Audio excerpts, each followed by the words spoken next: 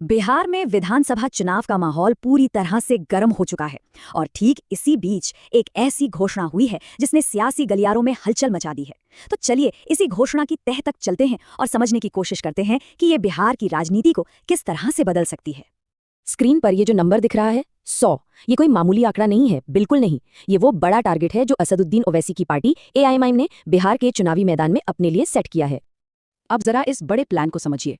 देखिए, 2020 के चुनाव में पार्टी ने करीब 20 सीटों पर ही चुनाव लड़ा था और अब प्लान है सीधे 100 सीटों का। मतलब ये तो सीधी सीधी 5 गुना की छलांग है। साफ है कि पार्टी के इरादे इस बार बहुत बड़े हैं। तो सवाल उठता है कि अचानक से इतनी ज्यादा सीटों पर लड़ने के पीछे का असली खेल क्या है। यहीं से कहानी में एंट्री होती है तीसरे मोर्चे की रणनीति की। ये जो शब्द हैं ये पार्टी के प्रदेश अध्यक्ष अख्तरुल ईमान के हैं और उनका ये बयान उनके इरादों को एकदम साफ कर देता है। देखिए, लक्ष्य सिर्फ कुछ सीटें जीतना नहीं है बल्कि बिहार की राजनीति में एक तीसरी बड़ी ताकत बनकर उभरना है। तो बिहार की राजनीति को देखें तो ये पारंपरिक तौर पर दो खेमों के आसपास ही घूमती है ना। एक तरफ एनडीए है तो दूसरी तरफ इंडिया अलायंस। एआईएमआई अब इन दोनों से अलग एक तीसरा मोर्चा बनाकर खुद को एक नए ऑप्शन के तौर पर पेश करने की कोशिश कर रही है। और हाँ, इस रास्ते पर वो अकेले चलने के मूड में नहीं है। पार्टी की बातचीत एक जैसी सोच रखने वाले दूसरे दलों से भी चल रही है। दिलचस्प बात तो ये है कि अख्तरुल ईमान ने ये भी बताया कि पहले उन्होंने लालू प्रसाद यादव और तेजस्वी यादव को भी गठबंधन का ऑफर भेजा था, लेकिन जब वहां से कोई जवाब नहीं आया तो पार्टी ने अपने दम पर ही आगे बढ़ने का फैसला कर लिया। लेकिन एएमआईएम के इस बड़े दाव को अगर पूरी तरह से समझना है तो हमें थोड़ा सा पीछे जाना होगा। 2020 के चुनाव नतीजों को देखना होगा, क्योंकि इस नई रणनीति की जड़ें असल में वही हैं। तो हुआ ये कि 2020 में एआईएमआईएम ने बहुत अच्छा प्रदर्शन किया और 5 सीटें जीती। लेकिन फिर सियासत ने करवट ली और 2022 में पार्टी को एक बड़ा झटका लगा।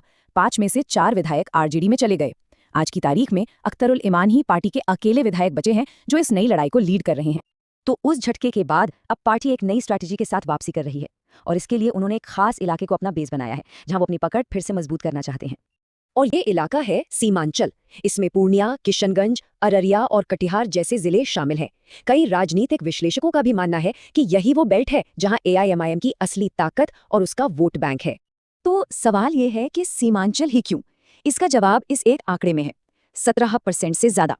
ये इस इलाके की मुस्लिम आबादी का आंकड़ा है और यही वो मजबूत जनाधार है जिसे एएमआईएम अपनी राजनीतिक ताकत का सेंटर पॉइंट बनाना चाहती है। तो इन सब बातों के बाद एआईएम की ये पूरी रणनीति बिहार के चुनावी समीकरण पर क्या असर डालेगी? क्या ये एक मास्टर स्ट्रोक साबित होगा या फिर एक बहुत बड़ा सियासी दांव? चलिए इसके क्या क्या नतीजे हो सकते हैं इस पर एक नजर डालते हैं। इससे पहले एक नजर इन तारीखों और आंकड़ों पर डाल लेते हैं। बिहार में कुल 243 विधानसभा सीटें हैं। वोटिंग 6 और 11 नवंबर को होगी और नतीजे